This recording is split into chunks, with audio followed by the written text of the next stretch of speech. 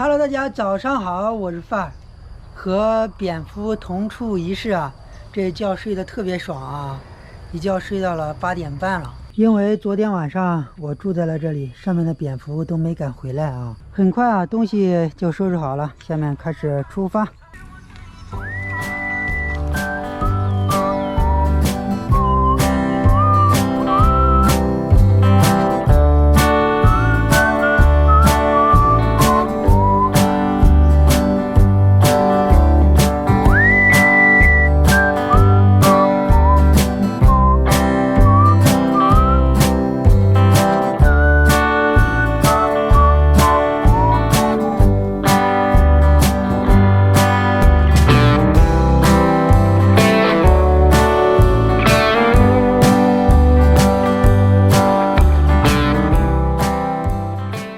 现在11点了，已经骑了20公里了。那这边有一个，应该是中餐馆，进去看看有没有粿条啊。如果大家让我推荐马来西亚的美食，我首推粿条。无论是汤粿条还是炒粿条，都完全征服了我的味蕾。这一碗粿条干下去，我感觉午饭都不用吃了。鱼丸切片啊，这个是虾，这个是青菜。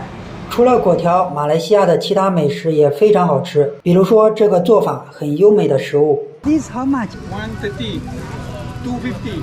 What's the name? The name? Roti canai. Roti canai. 哇，这和鸡蛋灌饼制作还不一样，我真的第一次见啊！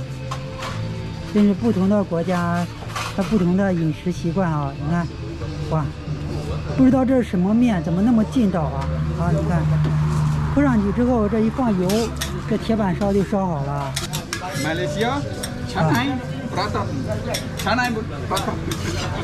There Singapore come here. 啊 We bicycle. 对，好，再往前看看前面有啥吃的啊？这个面 Itu ayam, chicken how much? Six. Ringgit. OK. One. 啊，我感觉等会儿他要给我放这个咖喱啥的，应该是放这个汤。这个汤好喝一点，我感觉。这里面是鸡肉汤啊，这是炒花生的，这么多油。我点的餐都上来了，现在把钱付过去，是20的啊。Thank you 给了20，找了我14啊，正好是6块钱一份这个。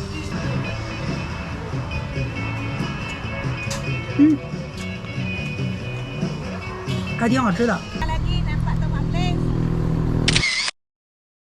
把在路边捡到的马来西亚的国旗插在我的自行车上。前面有一个购物中心，我好几天没有喝可乐了，去买点可乐。这个9.5升的矿泉水是9.9马币啊，因为我明天就能骑到马六甲了，这就没必要买这种大壶的水了。再说带着也不方便啊。这瓶可乐是1.25升的，2.8马币。哦，你是哪里中国来呀？啊，中国来的。来中国。我骑自行车回中国。我去年1年在欧洲，然后5月份从欧洲飞到的印度尼西亚，然后从印度尼西亚骑自行车过来的。哇，你还拍录影啊？对，我每天就是记录自己每天买什么吃什么。好，买了这么多东西，花了7.6马币啊，这是2马币一盒的雪糕啊。我感觉啊，骑自行车对一个国家看的是更透彻、更细致的，因为你每天都在走村串巷啊，既能经过它的第1大城市、第2大城市，也能经过它的最小的村落啊。因为我也是农村出来的，土生土长啊，在农村生活10-20年，我感觉他们马来西亚的农村不穷啊，和我们那边的农村比起来不穷啊。每家每户住的房子上来看啊，还是他们这边的这个生活水准方面来说，我说的是农村的啊。Hello， 大家早上好，我是发。昨天晚上下了半夜的雨啊，现在已经不下了啊。打开帐篷看一下外面有没有存水啊。打开我的防盗门，外面只存了一点点水啊。帐篷上的水珠还没干呢，我的鞋已经全部湿透了，可以拧出来水了。太阳已经出来了，再晒半小时，然后就收拾继续往前走啊。刚才那个大哥已经把充电宝给我送过来了，2个充电宝已经100%全部充满了啊，这样就可以不用担心了啊，100%可以用到马六甲了啊。还给我送了一瓶果汁啊，苹果汁啊，尝尝怎么样？这就是我的早餐了啊。好。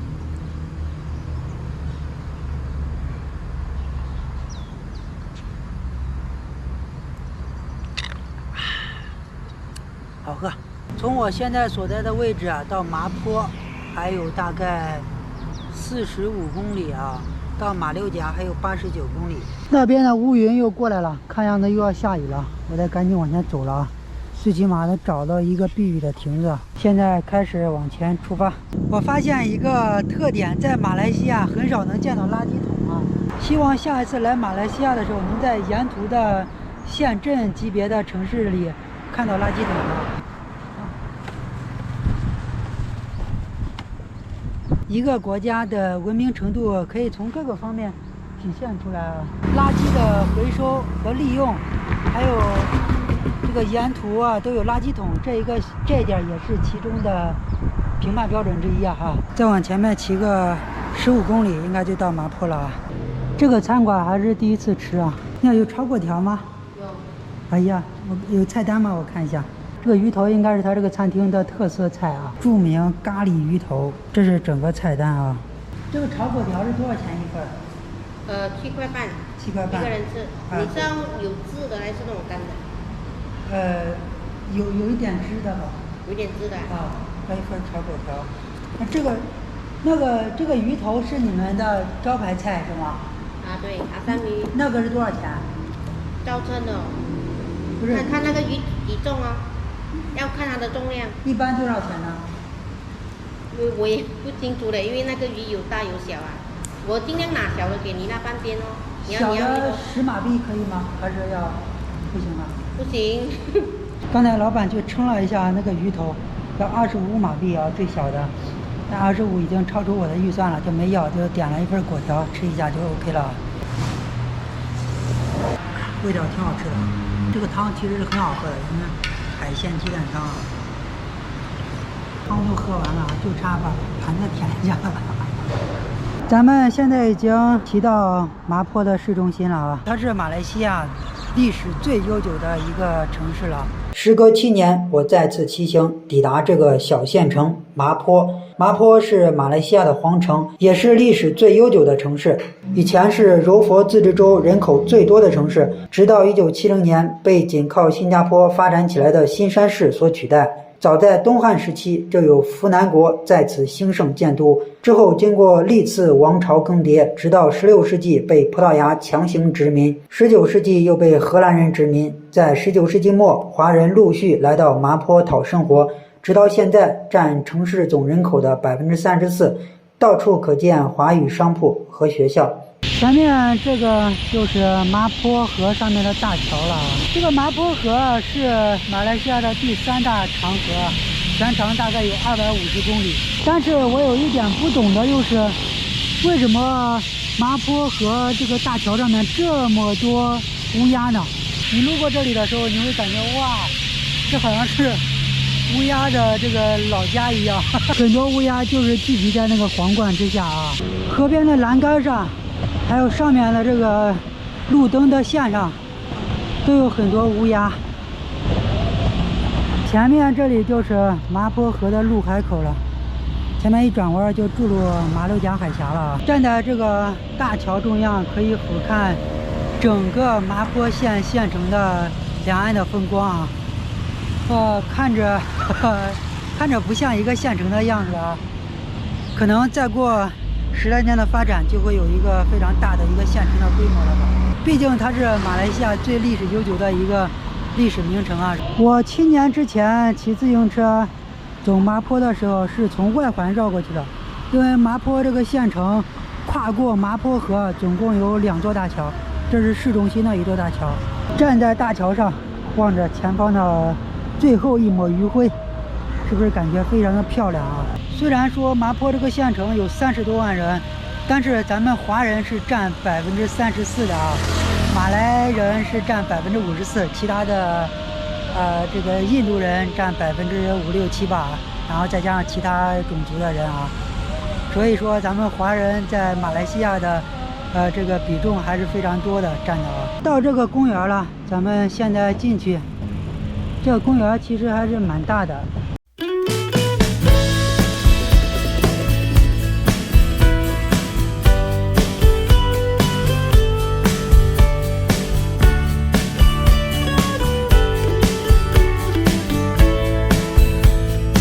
帐篷已经搭好了，就在这个大桥旁边。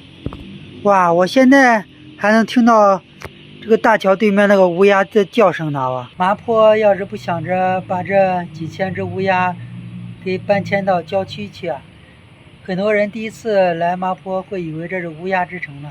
我今天的晚饭吃了2份炒粿条，吃撑了当时。但是到现在还是饿了啊！这是离开新山的时候，谭大哥送给我的1盒巧克力，已经吃的没剩几个了啊！打开之后，就是一个圆圆的巧克力，非常好吃。我晚上饿了的时候就吃这个啊，吃2、3个就不饿了。它的卡路里非常高。一句晚安传万里，希望暖进大家的心里。今天的视频就到这里了。吃完巧克力我就要睡觉了，拜拜，咱们明天见。Hello， 大家早上好，我是范。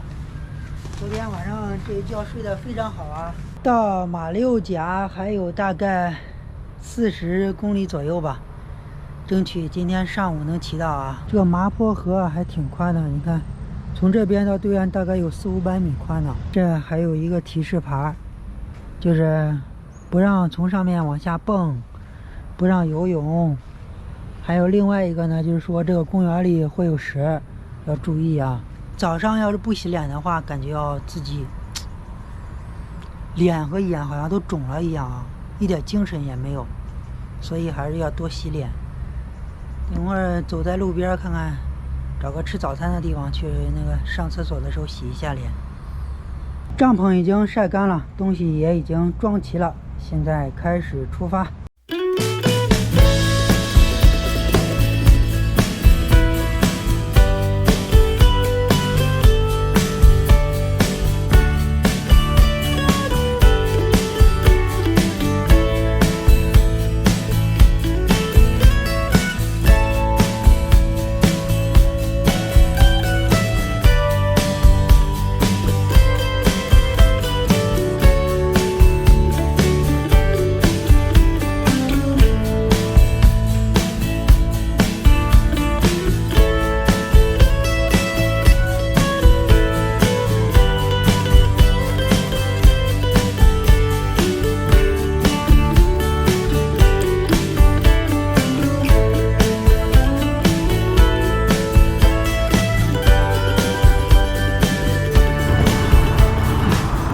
这路边很多卖榴莲的，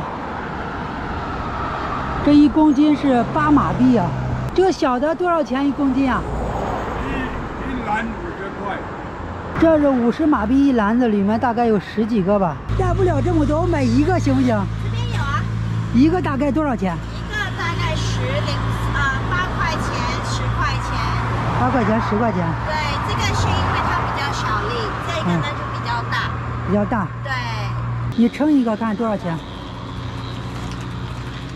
那个红色的叫什么名字啊？这个是红毛丹。红毛丹是3公斤，1公斤是10马币是吗？对，3公斤25，你先试吃，请你吃。好的，谢谢。你是中国哪里？河南啊，这个是他们这边的一个红毛丹啊，我先尝一个，这一个5块。好的，好的，就要这个。啊，这一个5块钱。这个红毛丹之前在新山谭大哥家吃过啊，谭大哥喜欢吃这个。嗯，一个榴莲5块钱。下面就是见证奇迹的时刻，当当当当，哇！这里面应该有4瓣啊，这1瓣、2瓣，下面还有2瓣啊。这1块榴莲大概就相当于1马币啊，1块5人民币啊。这个榴莲叫什么名字？土种。就是它的品种就是土种。土种。对，我们的本地榴莲。本地榴莲叫土种。土种。啊。对。名字叫土种啊，这个榴莲的品种。马来西亚最贵的是不是那个猫山王啊？啊，猫山王黑翅。啊，黑翅。我知道就是中国人就是一般就是进口马来西亚的猫山王去中国卖可是你。来到马来西亚哈，嗯你吃到我们真正你在马来西亚吃的猫山王，跟你们在中国所吃的猫山王，它的口感就不一样了，因为在这边吃是吃现钓，新鲜的。对，然后你去到了中国，因为它已经冷冻。现在这个猫山王大概多少钱一公斤在马来西亚？假如是 A 国、大国都要等70、80、80、90都有。哇，70、80马币，对，好贵啊！呵呵。可是你吃了土种这些更好吃。你可以试一下。好的，好的，它谢谢。的口感、它的味道是很棒的。马来西亚大概有多少种榴莲？好多。有土种、猫山王，还有你说的黑黑翅。翅。土种都有很多，有些是在10名以内。哇。然后名种呢都有在10名，就是说，杂名啊，很多的牌子品种。第24、101、13号、红霞，这些都是名种，所以有好多。好的，好的。谢谢你的介绍。这些苍蝇比我还着急啊，我得赶紧吃，要不然等会儿就被苍蝇吃了啊。这个榴莲是非常扎手的，它的外皮非常坚硬啊。先把这个小的吃掉啊。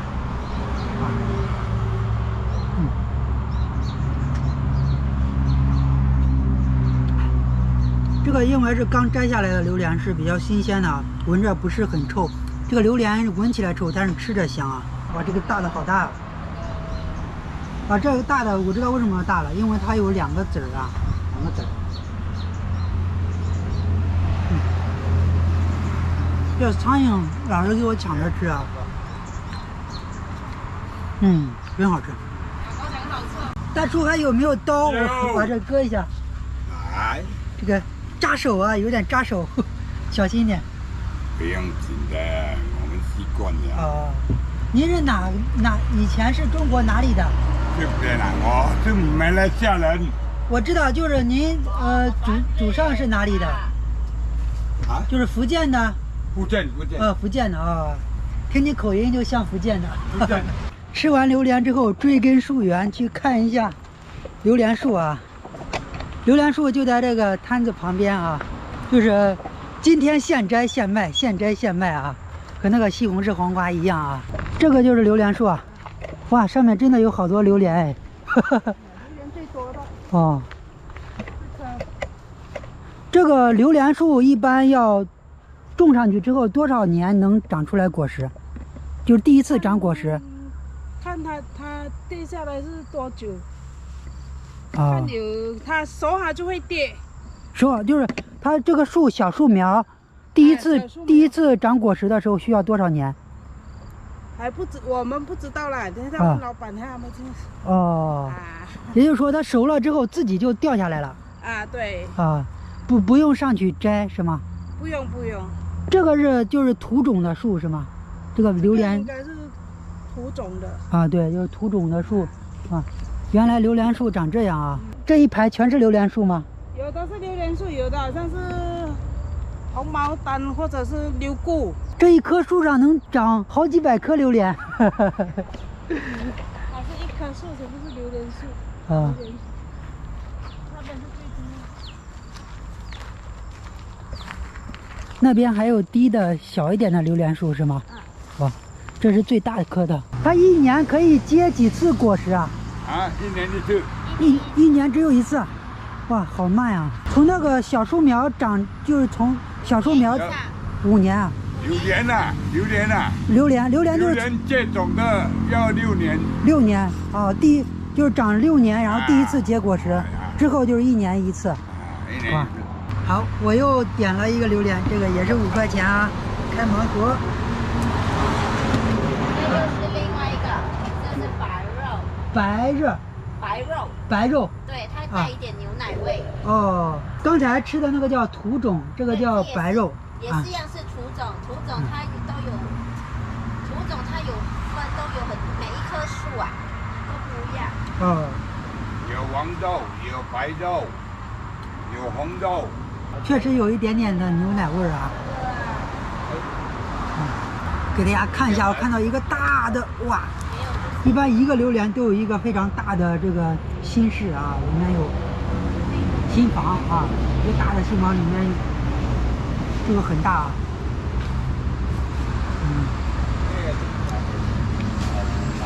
来到马来西亚乡下，你就可以实现榴莲自由了啊！我感觉今天午饭不用吃了啊，今天吃完榴莲之后还能再往前骑20公里。这个榴莲比刚才那个这个新房要多一点啊，1、2、3、4、5、6啊，6个。刚才那个是3个，这个是6个。好，吃完了。吃完榴莲之后要搓一下手啊。在马来西亚实现了榴莲自由啊。我也吃榴莲。来，好了好，谢谢，吃饱了。来，我请你这里。好嘞好嘞，大厨又请我吃一个，谢谢。看好吃吗？好，这个也是土种是吗？是品种，这叫嘎桑。嘎桑啊，这是第3种榴莲啊，叫嘎桑。啊，这个吃着更这个入口即化的感觉啊，这个。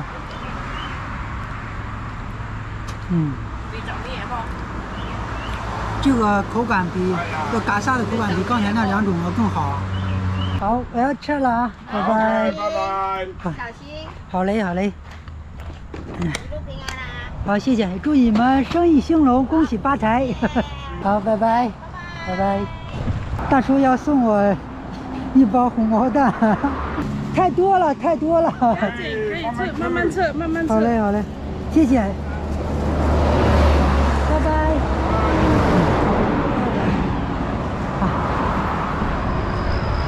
遇到咱们华人啊，就感觉特别的亲切，真的啊！你看，有吃有喝的，还有送啊。在去马六甲的这个海边路上，你看很多这种榴莲摊子啊，很多的，说明这边的榴莲树也很多啊，价格非常的便宜啊。前面就到双溪南梅了。双溪南门是这个柔佛州和马六甲州的分界的一个镇子啊。看到一个好大的自行车，我的自行车给这个巨型自行车一比，你看多小！我的整个自行车还没有它的一个这个辐条高。在上世纪50年代的时候，在麻坡这个地方有大概500辆人力出租车，1000个车夫吧。但是在60年代末的时候啊，出现了公共汽车和出租车，这个人力脚踏出租车就被淘汰掉了啊。为了纪念啊那一个时期脚踏出租车啊给麻坡经济带来的贡献，在1999年的时候啊，麻坡政府出资5万马币，在这个桑克公园啊修建了一个这个巨型的自行车，人力自行车啊，全是纯钢铁的啊。这个休闲公园前面看到没？那个亭子。过了前面那个亭子啊，就到马六甲州了啊。从这里到马六甲还有大概35公里吧。然后前面这个小镇子叫双溪南梅，去看看有没有吃饭的地方。现在是下午的1点整，哇，温度40多度，路面，找个地方休息1小时啊。跨过这个小桥了，已经正式进入马六甲了。上面写的标语应该是欢迎进入马六甲啊。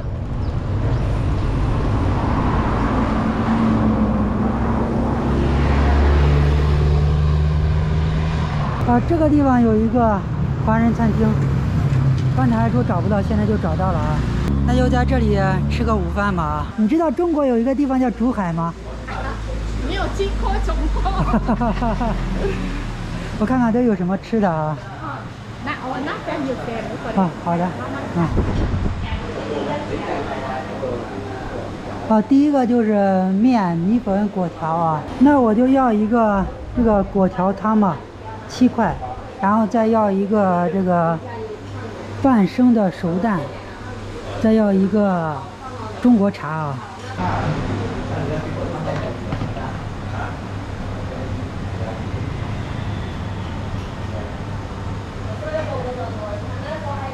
我的果条汤已经上来了啊，满满的一大碗的果条啊，还有2个生煎蛋啊。生煎蛋绝对是马来西亚这边早餐的特色啊。这个茶叫咱们中国茶啊，凉的中国茶。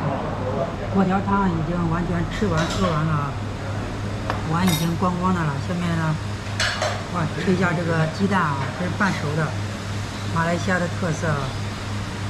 看，这个煮这个半熟的鸡蛋也要讲究火候啊。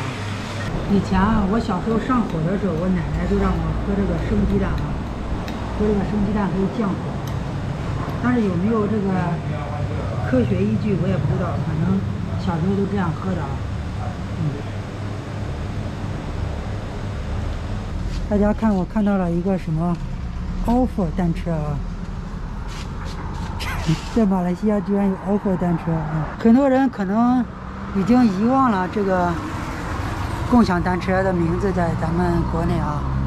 我记得2016年的时候，这个车子在国内占有量很大的，后来在资本的绞杀和竞争中逐渐的湮灭了啊。路标上显示到马六甲还有30公里啊。I'm okay, no problem. Where are you going? Singapore. Oh, I come from Indonesia, Singapore. Yeah. That's our next destination. Which country you? Germany. Germany. Oh. And you? China. China. Yeah, go by bicycle, go back to China. Ah, very good. Nice. You from Germany here? Yeah. How many countries? It's many. Yeah. This is for you. Malaysia flag. Thank you. You're welcome. But we are leaving Malaysia soon. Yeah, you need it more than us. Yeah. No. Maybe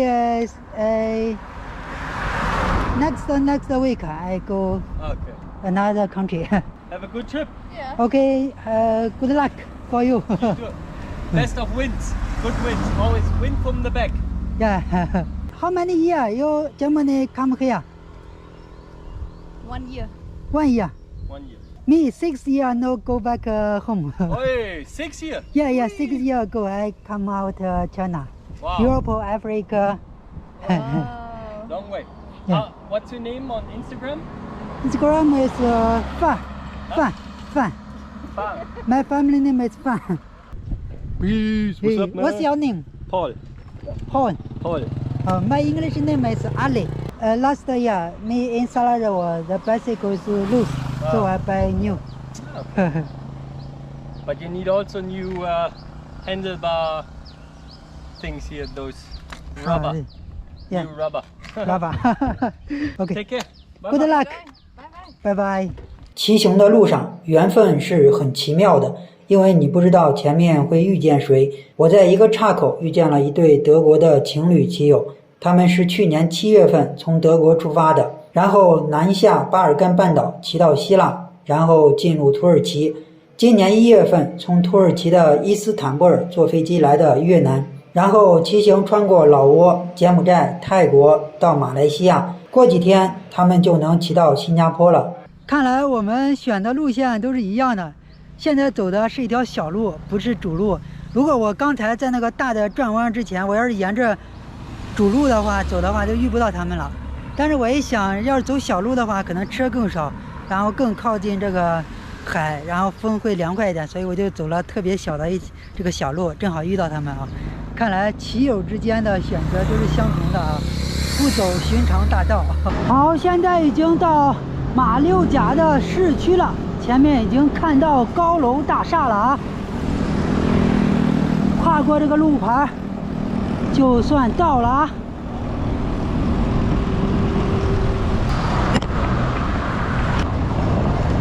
这个砖头路修得好漂亮啊！在这边找一个旅社先住下来啊。已经连续5天没有洗澡了，在这边找个地方住下来洗澡啊。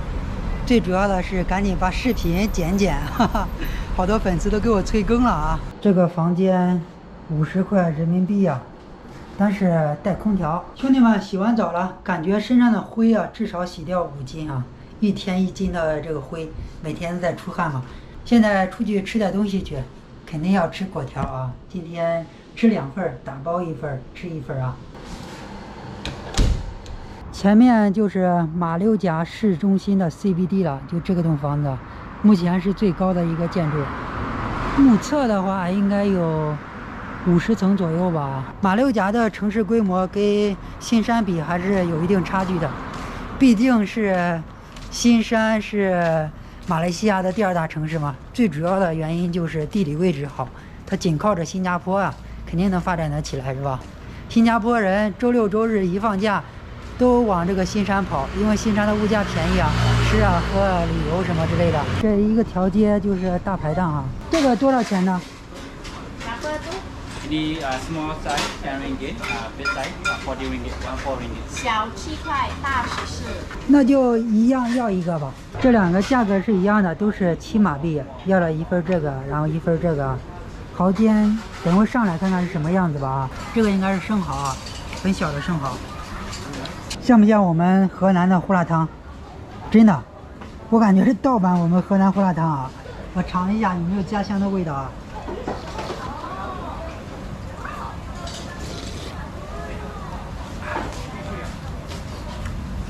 啊，这个样子是很像胡辣汤，但是味道有点南辕北辙啊。这是南方口味的，因为它偏甜，胡辣汤没有甜的。如果要是打分的话，这个应该能打6分啊，10分是满分，这个能打6分，这个可以打4分吧。在东南亚取钱越来越方便了。马来西亚的第2大银行大众银行是华人创办的 ，ATM 机取款有3个选项，英文、马来文和中文。取完钱吃完饭，我骑着自行车沿着马六甲河一直骑到陆海口。陆海口的那个小岛，如果规划开发的很恰当，那就是浦东新区啊。马六甲有5个著名的景点，我都去了：法摩沙堡、荷兰红屋、圣保罗堂、青云亭、机场街。这些景区都集中在一起，很好找，一口气就逛完了。坐船夜游马六甲河是30马币，太贵了，我就没有去坐。对于我来说，骑自行车逛景点更加的心旷神怡。我骑着自行车溜了一圈，没有看到马六甲庞大的港口。虽然马六甲海峡很著名，但是轮船几乎不在这里停靠，基本都停靠在新加坡的港口。我在马六甲住的是廉价旅社，我已经在全世界几10个国家住宿过，但是马六甲的住宿很奇怪，需要额外支付税费。这是付费的凭证啊，要交押金，交了50马币的押金。走的时候把这个单子给他，他就把钱退给我，然后给他搞搞价钱。我说我住个4、5天，能不能便宜一点？然后按照25马币1晚上也行。然后他给我说可以，但是要加税啊。其他的地方也没有交税啊，其他国家，反正这个马来西亚不知道咋回事，好像他这个是正规的，就给政府报备了，报备了之后就要交税。有一个人入住，他给我收了，如果不在网站上预订，收了10马币的税啊。也就是说，最终搞来搞去，就是说加上那个10块就变成34马币1晚上了。然后给他搞搞价钱，最后搞到1晚上30马币1晚上，那就变成49人民币，差不多就50人民币1晚上了啊。哎呀，最近因为现在是旅游旺季啊，这个搞价钱搞得很失败啊，搞了半天只搞掉5块钱，